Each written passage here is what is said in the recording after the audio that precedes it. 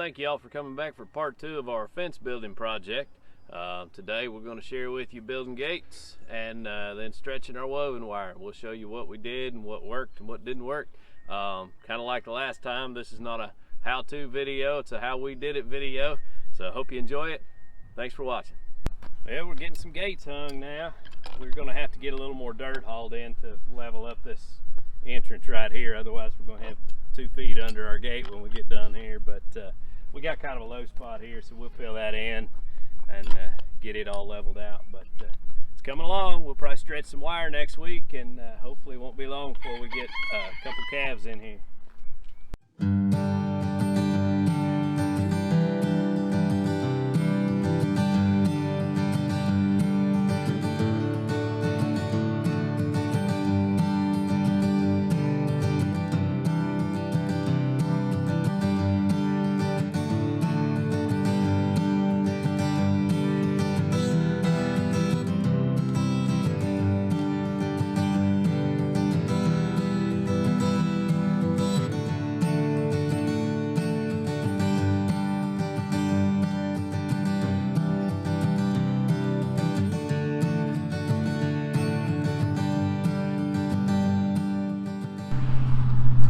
Alright, so we got our second gate hung, but the problem is I was working out here by myself when I set these posts, and apparently I mismeasured a little bit, and I've got plenty of room for a calf to slide right through there. So I'm going to pull that post back out and reset it. Might as well do it now.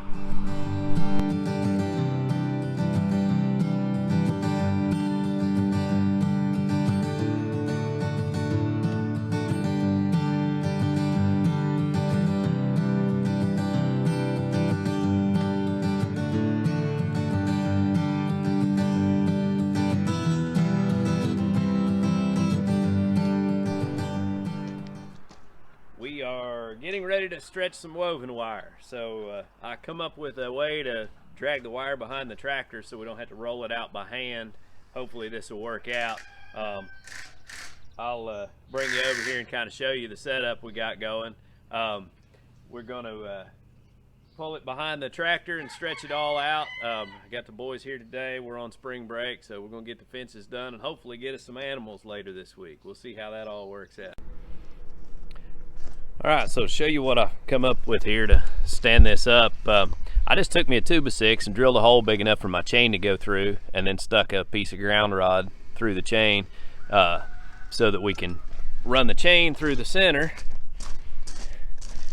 And I've got a little carabiner on here that I can clip onto my swivel so that when the wire unrolls it'll be able to spin, and we'll just raise the backhoe up in the air and hang the wire behind us. So we'll see how this works out. Hopefully it works like I drew it up.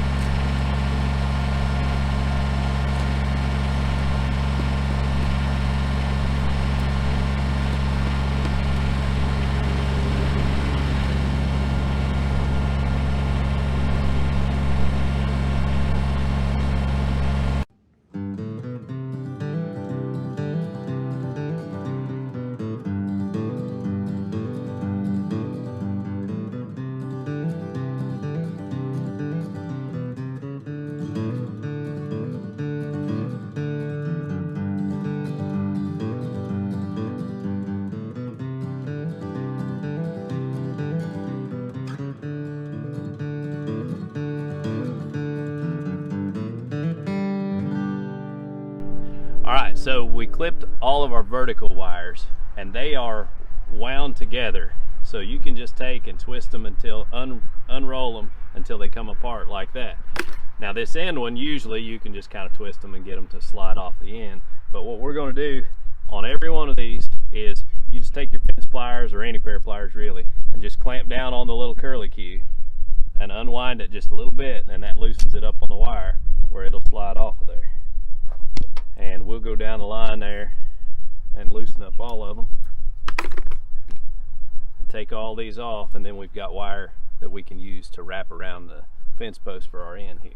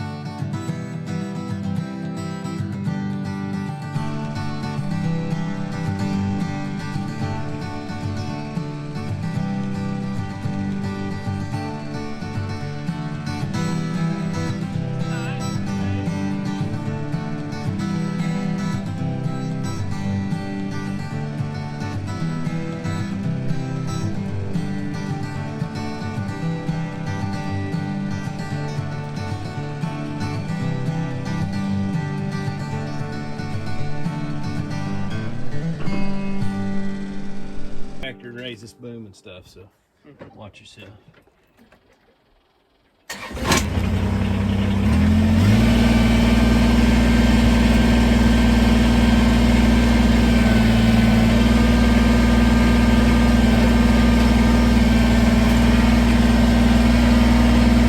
late, you're inside the fence now. Hold on. Actually, outside. Well, yeah. Unhook me, grab that rod, pull me out. Hang on. You're going the wrong way.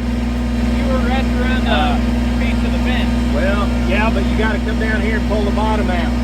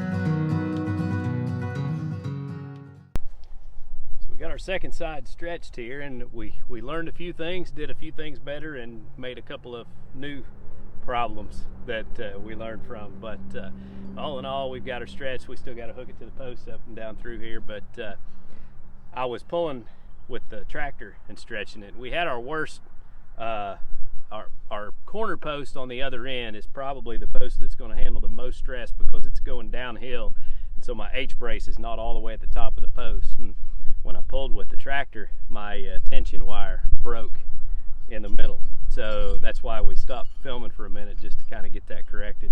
What I did is doubled up my strands of that tension wire, so it'd be doubly strong, and then I also put another brace from the top of the H-brace up to the top of the post with a 2x4, just to give us a little extra help on that as well. So it held this time. We got the tension pulled on it, and everything's going to work out, I believe. So we're going to get her all hooked in, and then we'll move on with the next section.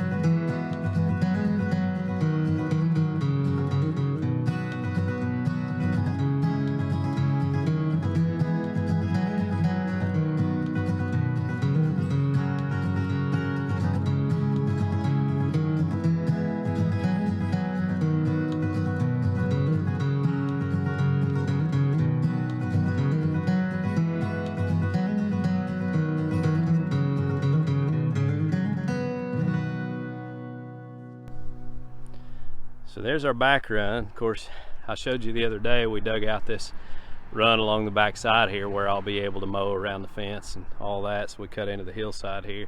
But this was our first run, and we got a little practice in and learned a little bit, and then we moved on to this section here, which is actually probably one of our more complicated ones because we've got probably 6 or 8 foot elevation change going down straight off the corner post here. And you see that angled brace right there? I came back and put that in after we first started stretching our fence, and I broke my tension wire. Came back and I doubled up my tension wire, and then I put that brace in there, and that seems to have sturdied everything up real good. We got good tension pulled on the wire down through here, so really all in all, I think this is a pretty good looking fence. Hopefully now we go down the front of the property next to the road, we'll be able to do a decent job, and it'll turn out halfway decent anyway.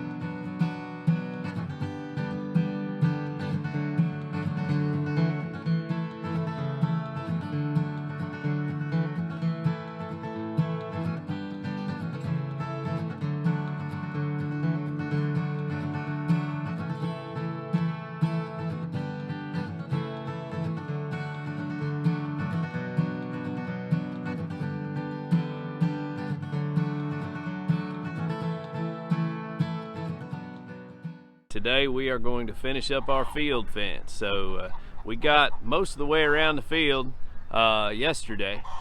All we have to finish up today is this little stretch, let's see, right behind me over here. It's about 50 feet of fence, and then we'll connect this section between the gates behind me, take out that electric wire, and we'll have a complete fence. So then we'll be ready to get us some livestock in here. But got to run the tractor supply and pick up another roll of fence and a couple little supplies, but just about there. Yesterday about wore us out though.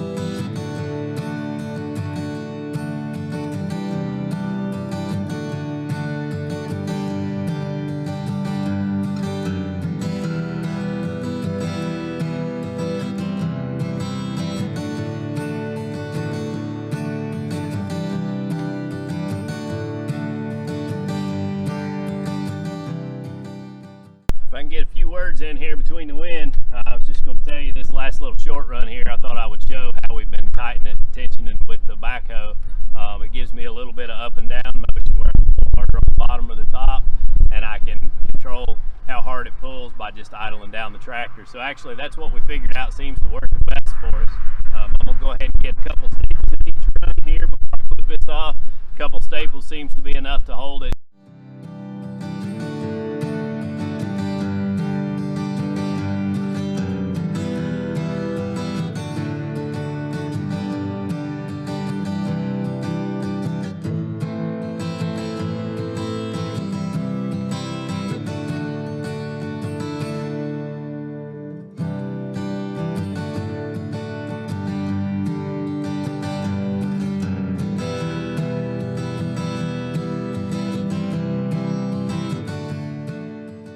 We've got our fence finished up out here, so I thought I'd kind of take you around and show you a little bit of what we did and how we put our fence together.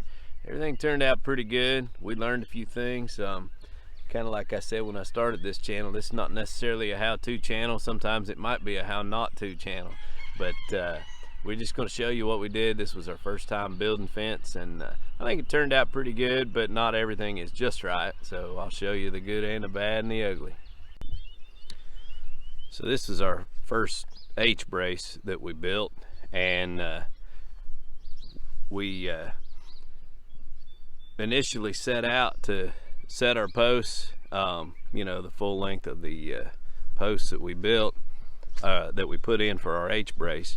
And one of the mistakes we made was that we just used the length of the H-brace post to determine how far apart to set our posts, but then we come up like a ½ inch short and we didn't have a tight fit on these posts. So what I would recommend is making sure you set them close enough together and then just use a chainsaw to cut your post off to fit snug when you put it together. But all in all, we made it work out, but just some things that we learned. Now when you go ahead and start or end your fence run, and this corner post has both, on this stretch of fence here, this is where we ended it, and you can see we put 2 staples in the wire to hold it in place once we had tension on it, and then you wrap that line around the post and twist it up, and that holds it in place. And when I put the 2 staples in there, I didn't have any of them slip when I cut them loose. We didn't put just a massive amount of tension on it because I didn't use enormous posts and all of that, and we're using some electric wire that we had. I think it's 12 gauge wire for our tension line, so it's not the strongest wire for that. You know, just to be honest with you, we're planning on only just running smaller animals. When we put cows in here, we're not going to grow them to be huge because we don't have a big field here to grow them. We're just going to grow some of our own meat. So I didn't build an extra sturdy fence. I built what I could afford, so this is what we come up with. The next thing here is when we put our gates in, like this particular post here has electric wire pulling on one side of it, and you know, it kind of wants to lean the post that way, so I just used the 16-foot gate kind of as an offset. I didn't go ahead and put an H-brace in there because I didn't want to have to rebuild all the electric wire. Not that big a deal, but I figured the next time we have to restretch or fix that fence, I may go ahead and put one in. But for now, this will hold up. The post is 3 foot in the ground and has concrete in the bottom section of it. If you see there, this is our ditch that we dug in the last video we put up. And this is why we needed it, because anytime it rains, we've got a steady flow of water coming off right here and then also over there behind the barn. And the ditch is working really well. Actually, we walk over here, I'll show you where the two come together. You can see how much water we're keeping from just sitting in our fields. We got it running from both directions, and this is actually a little while after the rain stopped. So all in all, it's doing a pretty good job of directing the water. Now another thing that I did was where our gates swing out into lower elevation and they hang, rather than put the tension on the posts, I set a stubby post in the ground here to set it on.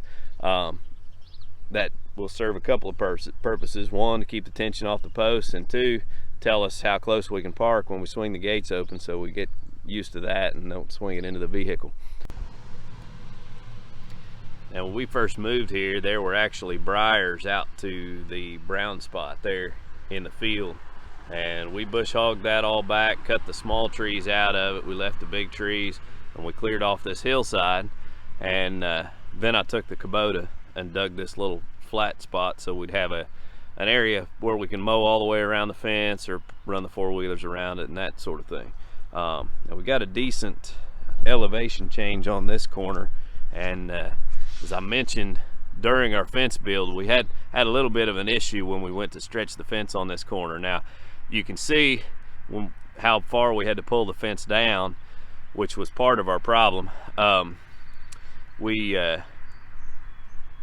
went ahead and rolled the wire out all the way to the other end down there, and when I started pulling tension, I actually was pulling with the tractor. I just had the tensioner hooked to the back and was driving the tractor forward to put tension on it, which wasn't the best idea, as we figured out, because you really can't tell how much tension you've got on it. So as I go to pull it tight and this fence goes up in the air about 6 feet, our angled tension wire there snapped. I only had one single strand of that 12 gauge electric fence wire on there, and it snapped, which caused this corner post to creel just a little bit.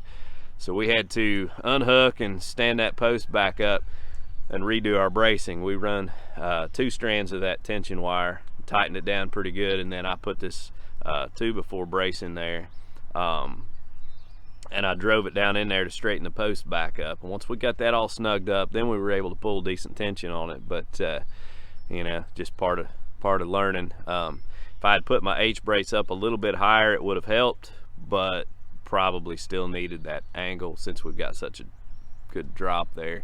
I'm sure there's probably other and better ways to do this, but we were just kind of trying to figure it out as we went, so this is what we came up with. So all total, we fenced nearly 1.5 acres here. I think it's a little over 300 foot long and about 200 foot wide, something like that. I don't remember exactly, but 1.25 acres to 1.5 acres. We've got a little bit of seeding to do and try to get it growing well, but we're gonna start with small animals, so I'd say we'll be in pretty good shape. It'll have time to grow and fill in. Looking forward to putting this pasture to use for sure. We really have enjoyed putting this fence up and being able to share with y'all what we're doing here. Feel free to hop down in the comments and tell us things that we can do to make the job easier or a little bit better.